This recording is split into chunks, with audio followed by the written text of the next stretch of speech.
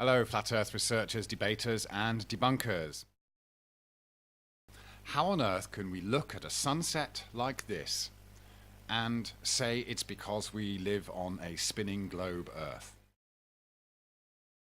If we're honest with ourselves, we cannot say that we know it is true that we are on a globe.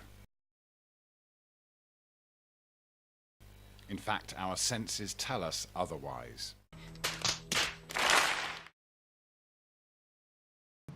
Ba, ba, ba, ba, ba, ba.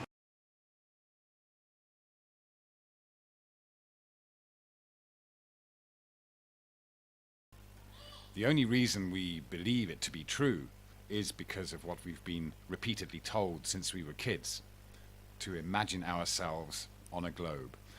But anyone who comes along and tries to tell you that they know for sure that it's a fact because of science that we live on a globe is not being honest with themselves, and they're not being honest with you.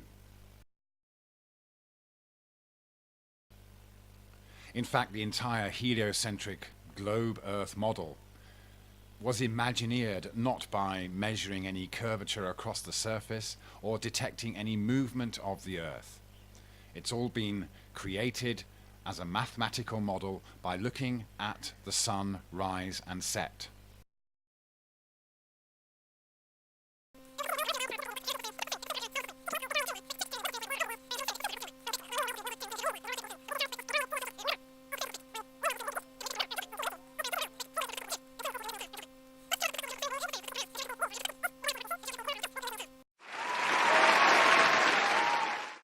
Here's an excellent example of perspective.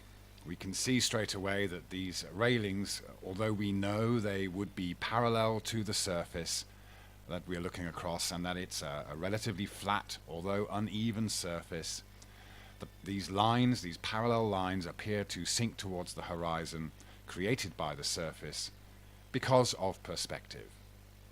So this is the kind of view that we always have across the Earth. It's always from a very low perspective. And we know that perspective causes anything above our eye level going off away from us in a parallel line to our line of sight will appear to sink towards the center of our field of view. And that likewise for anything that's below our line of sight. So this floor is below the line of sight here and appears to rise up to the eye level somewhere in the center. So we have this very kind of extreme declination of perspective, the angles of perspective here, because we are so low to the surface. Of course, we know that if we have a side-on view of railings on a pier like this, then those parallel lines will never appear to meet. This is how they are in reality. So we can now realize that when we have a view like this, that what we see is parallel lines that never actually meet, they only appear to meet.